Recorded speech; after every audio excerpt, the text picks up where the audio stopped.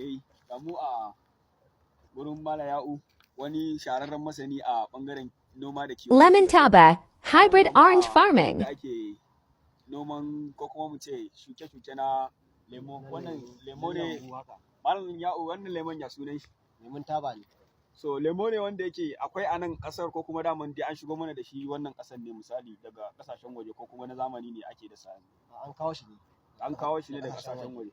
So yanzu wannan idan ina so da san zan iya samu ko ina ne ko kuma za ka iya samu, amma in ka je ka ba su bayanin irin da kake so.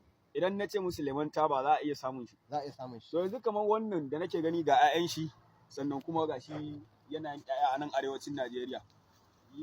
Kwaya kai kamar kwatankwacin wani tsawon zamani a nan guri. Zai kamar shekara 15. Shekara 15 na wannan da dasa shi. Zai shekara 15 da dasa shi. Kuma daga wani lokaci yake fara yin 'ya'ya? Daga shekara kamar 3 haka. Yana yin 'ya'ya sau nawa misali a shekara? Shi gaskiya iya 'ya'yan shi ba su ƙarewa.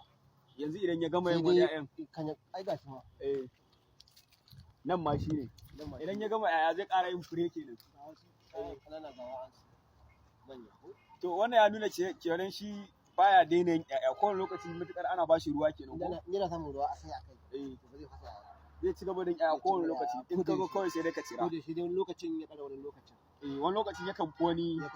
So kamar misali bangaren taki, ana zuba mai taki? Yana yin takin gargajiya.